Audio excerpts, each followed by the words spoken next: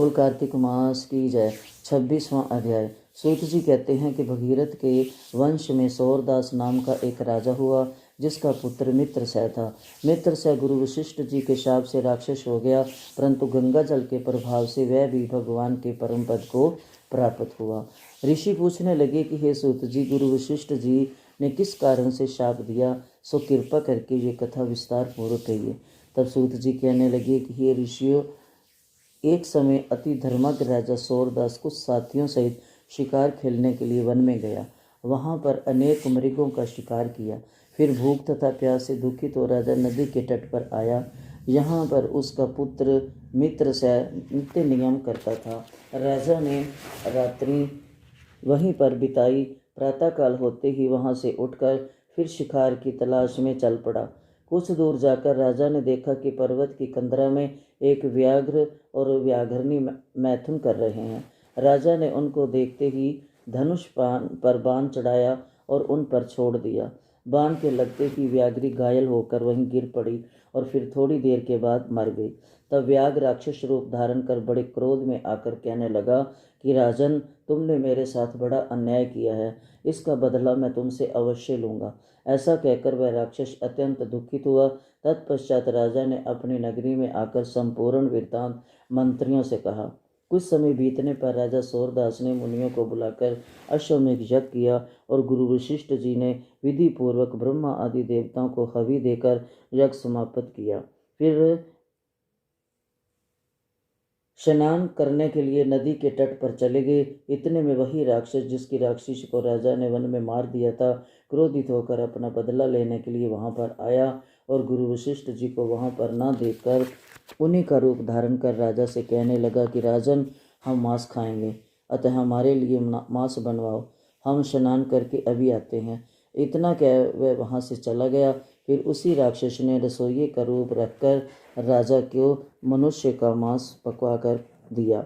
जब वास्तविक गुरु वशिष्ठ जी स्नान करके वापस आए तो राजा ने सोने के थाल में सजा हुआ मांस मिश्रित भोजन उनके आगे परोस दिया। तब गुरु जी ने ज्ञान दृष्टि से मनुष्य के मांस का भोजन जान लिया और क्रोधित होकर राजा को शाप दिया कि हे राजन, तुमने हमको मनुष्य का मांस खिलाने की चेष्टा की और राक्षसों का भोजन दिया, सो तुम भी राक्षस हो जाओ। तब राजा ने कहा, हे गुरुदेव, आपकी आज्ञा से ही ऐसा भोजन बनवाया गया है। ये सुनकर वशिष्ठ जी ने ज्ञान दृष्टि से राक्षस द्वारा राजा के छले जाने का संपूर्ण वृत्तांत जानकर राजा को बताया।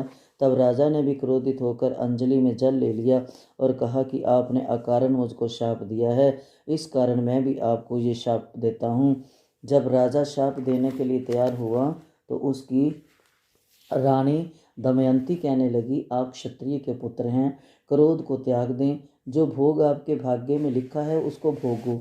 जो मनुष्य गुरु से हुंकार तुंकार करता है वह वन में जाकर ब्रह्म राक्षस होता है। स्त्री के वचनों को सुनकर राजा क्रोध त्याग कर विचारने लगा कि अब क्या करना चाहिए। फिर राजा ने उस जल को ज्यों ही अपने पैरों पर डाला त्यों ही उसके पैर काले पड़ गए। इसी कारण वह राजा कलमाश पाद के नाम से विख्यात हुआ। तत्पश्चात राजा गुरु जी के चरणों में पड़ गया और क्षमा मांगने लगा। तब वशिष्ठ जी ने कहा, क्यों कि ये पाप तुमसे अनजाने में हुआ, अतः इसके श्राप का प्रभाव केवल 12 वर्ष तक रहेगा। इसके बाद तुम अपने असली रूप में आ जाओगे और अनेक वर्ष तक राज्य भोग कर गंगा जल के प्रभाव से ज्ञान प्राप्त करोगे। तब भगवान विष्णु की सेवा करते हुए अंत काल में परम शांति को प्राप्त हो जाओगे। इतना कहकर गुरु वशिष्ठ जी अपने आश्रम को चले गए और राजा राक्षसी देह को प्राप्त हो गया। वह भूख प्यास से दुखी हो निर्जन वन में फिरने लगा। वहां से वह अनेक कष्टों को सहन करता हुआ नर्मदा नदी के तट पर आया और वहां भी पशु पक्षी मनुष्य सर्प आदि खाकर विचरण करने लगा। संयोगवश एक दिन नर्मदा नदी के तट पर घूमते हुए स्त्री सहित स्मरण करते हुए एक मुनि को देखा। भूख से पीड़ित होने पर जैसे व्याघ्र मृग को पकड़ लेता है, उसी प्रकार उसने मुनि को पकड़ लिया। उसकी स्त्री ने जब अपने को राक्षस के हाथों में देखा तो वह राक्षस देहधारी राजा के आगे हाथ जोड़कर विनय पूर्वक बोली कि आप मेरे पति को मत मारो। अब वास्तव में राक्षस नहीं वरण सूर्य कुल उत्पन्न मित्रसेन नामक राजा हो। मेरा पुत्र अभी बालक है, अतएव मैं बिना पति के इस वन में कैसे निर्वाह करूंगी। अतः तू मेरे पति को प्राण दान दे दो। प्राण दान के समान अन्य कोई दान नहीं है। उस स्त्री की इस प्रार्थना का राक्षस पर कोई प्रभाव नहीं पड़ा, और जैसे व्याघ्र एक मृग के बच्चे को पकड़ कर खा जाता है, वैसे ही उस मुनि को, जो उस समय अपनी स्त्री के साथ मैथुन कर्म कर रहा था, पकड़ कर खा गया। तब मुनि की स्त्री ने उसे श्राप दिया कि मैथुन करते हुए तुमने मेरे पति को मारा है, अतः तुम भी जब मैथुन करोगे तो मृत्यु को प्राप्त हो जाओगे और पुनः राक्षस देह धारण करोगे। ये दो श्राप सुनकर राक्षस देहधारी राजा विक्रोध में आकर कहने लगा कि हे दुष्टे, तुमने एक अपराध के बदले दो श्राप दिए हैं, अतः तुम भी राक्षसी होकर इस वन में फिरती रहोगी। इस कारण वह स्त्री भी पिशाचिनी हो गई और भूख प्यास से दुखित होकर उस वन में फिरने लगी। बोल कार्तिक मास की जय। बोल कार्तिक मास की जय। 27वां अध्याय। इस प्रकार वह राक्षस और पिशाचिनी दोनों घूमते फिरते नर्मदा नदी के किनारे एक वट वृक्ष के नीचे आकर ठहरे। उस वट वृक्ष पर गुरु का निंदक एक राक्षस रहता था। उन दोनों को वहां पर आया हुआ देखकर वह कहने लगा कि अरे तुम कौन हो और किस पाप से इस दशा को प्राप्त हुए हो। तब राजा ने अपना और पिशाचिनी का सारा वृत्तांत सुनाकर कहा कि अब आप अपना वृत्तांत कहिए, क्योंकि हम और आप आपस में आज से मित्र हो गए हैं, इसलिए मित्र से कुछ भी छुपाना नहीं चाहिए। जो मित्र से छल कपट करता है वह पाप का भागी होता है, इसलिए अब आप भी अपना संपूर्ण वृत्तांत हमें सुनाइए। तब ब्रह्मा राक्षस कहने लगा कि हे मित्र, मैं मगध देश में प्रवीण सोमदत्त नाम वाला ब्राह्मण था। मैंने मद में आकर अपने को बड़ा भारी विद्वान मानकर गुरु का अपमान किया। एक समय मैं महादेव जी का पूजन कर रहा था। उसी समय श्री गौतम जी वहाँ पर आ गए। मैंने खड़े होकर उनको प्रणाम नहीं किया, वरन पूजा में ही लगा रहा। तब महादेव जी ने हमको गुरु का अपमान करने के दोष में ब्रह्म राक्षस बना दिया। उसी पाप के कारण मेरा अंतकरण जला जाता है। ना जाने इस दुख से कब मुक्ति मिलेगी। सूत जी कहते हैं, ऋषियों, इस प्रकार गुरु महिमा का वर्णन करने से उनके सब पाप नष्ट हो गए। इतने में उन्होंने दूर से आते हुए गर्ग मुनि को देखा तो दोनों राक्षस तथा पिशाचिनी अपने दोनों हाथ उठाकर उसकी ओर भागे कि हमारा भोजन आ गया। परंतु फिर भी गर्ग जी के कहे हुए वचनों को याद करके उनके निकट ना जा करके दूर से ही पिशाचिनी कहने लगी कि हे महात्मन, आपको नमस्कार है। हमने कितने ही ब्राह्मण खा डाले हैं, परंतु आप महादेव जी के नाम से सुरक्षित हैं। तब गर्ग मुनि ने तुलसी दल युक्त गंगा जल से उनका अभिषेक किया। अभिषेक होते ही वह राक्षस देह से मुक्त होकर देव रूप हो गए। पुत्र युक्त ब्राह्मणी और सोमदत्त विष्णु रूप शंख चक्कर गदा पद्मधारी होकर गर्ग जी की स्तुति करते हुए विष्णु लोक को चले गए और कलमाशपाद अपने रूप को प्राप्त होकर सोच में पड़ गया। उसको इस प्रकार सोच में पड़े देखकर गुप्त रूप सरस्वती बोली कि हे राजन, तुम सोच में मत पड़ो। राज्य सुख भोगने के बाद अंत में तुम भी विष्णु लोक को प्राप्त हो जाओगे। इन वचनों को सुनकर राजा आनंदित हो गया। तत्पश्चात अनेक भोगों को भोगकर अंत काल में मोक्ष को प्राप्त हुआ। सूत जी ऋषियों से कहते हैं कि गंगा के स्नान से मनुष्यों के करोड़ों जन्म के पाप दूर हो जाते हैं। बोल गंगा मैया की जय। हर हर गंगे पतित पावनी गंगे मैया की जय। कार्तिक मास की जय। श्री विष्णुपति की जय। विष्णु भगवान की जय। राधा दामोदर दास की जय। बोल कार्तिक मास की जय। बोल दामोदर मास की जय। 28वां अध्याय। इतनी कथा सुनकर ऋषि कहने लगे कि हे सूत जी, कृपा करके कार्तिक शुक्ला अष्टमी, जिसको गोपा अष्टमी भी कहते हैं, उसका महात्म सुनाइए। सूत जी कहने लगे कि बाल अवस्था में भगवान कृष्ण पहले बछड़े चराया करते थे। कार्तिक शुक्ला अष्टमी से वह गोवे चराने लगे थे। इसी से ये अष्टमी गोपा अष्टमी कहलाती है। इस दिन सब मनोकामनाओं को पूर्ण करने के लिए गो का पूजन करना चाहिए। तदंतर प्रदक्षिणा करके गो के पीछे पीछे चलना चाहिए। श्री कृष्ण जी परम प्रिय श्री राधा जी के नाम से विख्यात राधा कुंड में स्नान करके जो श्री कृष्ण जी का पूजन करता है, उसके सब पाप गोधूलि से नाश को प्राप्त हो जाते हैं। बोल गौ माता की जय। इस दिन गोधूलि के समय गोवों के पीछे चलने से सैकड़ों जन्मों के पाप दूर हो जाते हैं। इस दिन गौ का दान करने से असंख्य गौओं के दान का फल मिलता है। यदि इस दिन सायंकाल के समय शरण नक्षत्र हो तो वह जयंती योग होता है। उसमें स्नान दान करने से मनुष्य शीघ्र ही मोक्ष को प्राप्त हो जाता है। बोल गोपाल अष्टमी की जय। बोल गोपाल कृष्ण की जय। गौ के पालन वाले की जय। गौ के प्यारे की जय। गैया मैया की जय। कृष्ण कन्हैया की जय। कार्तिक मास की जय। हरे कृष्णा। बोल कार्तिक मास की जय। 29वां अध्याय। राजा पृथु पूछने लगे कि हे नारद जी, आप वेद शास्त्र तथा पुराणों के जानने वाले हैं, सो कृपा करके ये बतलाइए कि किस देवता की कितनी कितनी परिक्रमा होती हैं और उनका क्या फल होता है। ये वार्ता सुनकर नारद जी कहने लगे कि देवी का 1, सूर्य की 7, अग्नि की 7, गणेश जी की 3, शिव जी की आधी, पितरों की 3 अथवा 4 परिक्रमा होती हैं। इस संबंध में ब्रह्मा जी का कहा हुआ एक इतिहास सुनो, जिसमें बृहस्पति जी तथा इंद्र का संवाद है।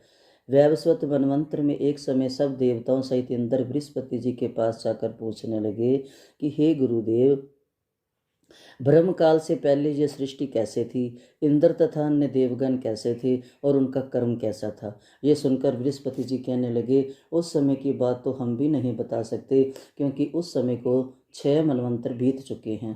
परंतु आपके ही नगर में एक सुधर्मा नाम वाला है, वह सब कुछ बता सकता है। अतएव उसके पास चलिए। तब बृहस्पति जी सब देवों तथा इंद्र को साथ लेकर सुधर्मा के पास गए। सुधर्मा ने गुरु जी सहित इंद्र आदि देवों का पूजन तथा आदर सत्कार किया। आसन दिया। इंद्र सुधर्मा की राज्य लक्ष्मी तथा वैभव देखकर दंग रह गया। तत्पश्चात इंद्र कहने लगा कि हे सुधर्मा, क्योंकि इंद्र जो है ना, वो उसको यही होता है कि मैं ही सबसे बड़ा हूँ, मेरे पास ही धन लक्ष्मी सबसे ज़्यादा हो और मेरे बरोबर कोई ना हो। तो इंद्र का ये एक बहुत बड़ा रोग है, जो दूसरे की संपत्ति देखकर उसको ईर्ष्या होती है। तो अब यहाँ पर भी उसको सुधर्मा की लक्ष्मी देखकर तो थोड़ा मन में हुआ है कि इसके पास इतना कैसे आ गया। तो पूछ ही लिया उन्होंने कि सुधर्मा, इतनी लक्ष्मी तुमको कैसे प्राप्त हुई, तुमने कौन सा यज्ञ दान किया अथवा तप किया है, तथा ब्रह्म कल्प से पहले की बात तुम कैसे जानते हो, ये सब हमसे कहो। सुधर्मा कहने लगा कि हे इंद्र, जब चारों युगों की 1000 चौकड़ी बीत जाती है तथा ब्रह्मा जी का एक दिन होता है, उस एक दिन में 14 मनु और इंद्र होते हैं। जब हम विष्णु लोक में थे तब वहाँ पर रहते हमारे सामने इतने ब्रह्मा हो चुके हैं कि उनकी हम गणना नहीं कर सकते।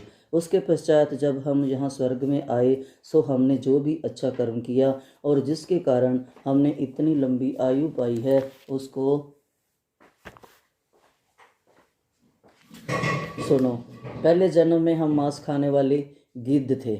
एक समय कार्तिक शुक्ला नवमी को श्री विष्णु के मंदिर पर बैठे हुए थे, तभी एक शिकारी ने हमको बाण मारा, जिससे हम घायल होकर मंदिर में आ गिरे। उसी समय मांस के लोभी एक कुत्ते ने आकर मुझको पकड़ लिया। उस कुत्ते को देखकर और भी कुत्ते वहां पर आ गए। वह कुत्ता उनके डर के मारे मंदिर के चारों ओर चक्कर लगाने लगा। दूसरे कुत्ते भी उसके पीछे पीछे भागते रहे। इस प्रकार सबकी प्रदक्षिणा हो गई। इसी बीच मेरी मृत्यु हो गई। उस प्रदक्षिणा से भगवान बहुत ही प्रसन्न हुए और मुझको अपना परम पद दे दिया।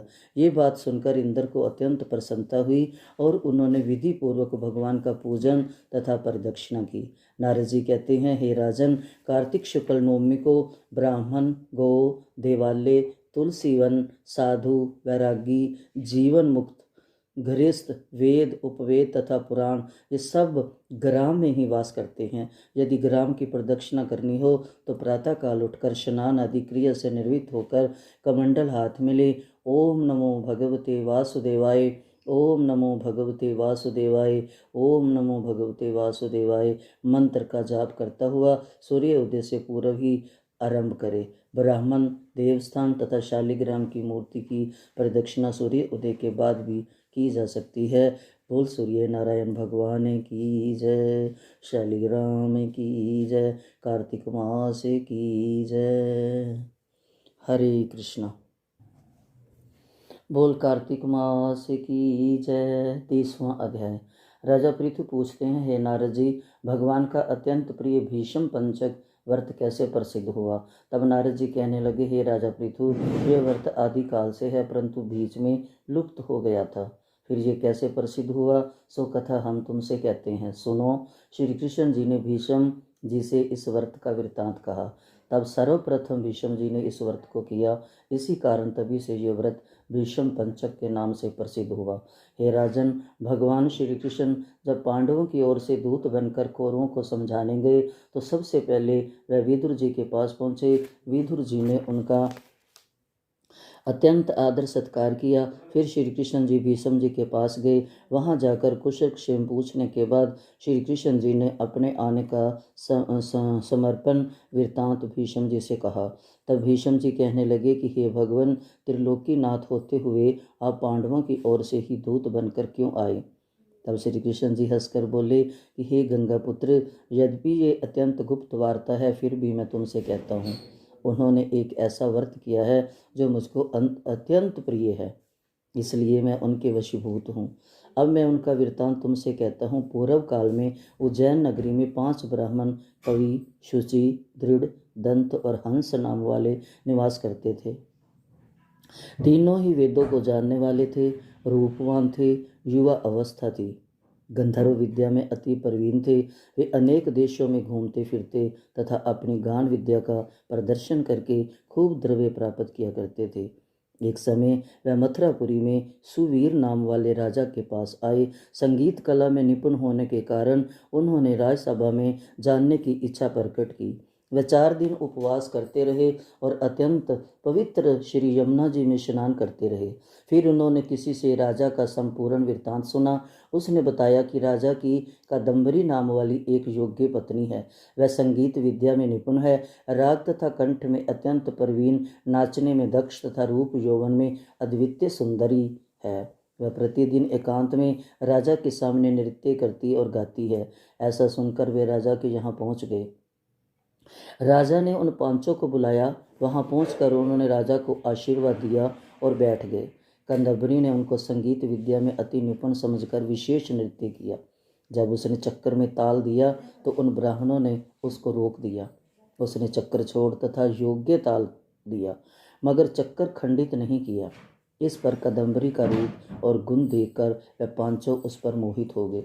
कादम्बरी भी 5 को देखकर उन पर मोहित हो गई। उसने रात्रि को चोरी छिपे ब्राह्मणों के पास अपनी एक सखी के साथ यह संदेश भेजा कि 5 में से एक एक प्रतिदिन नगरी से दूर उत्तरी कोण में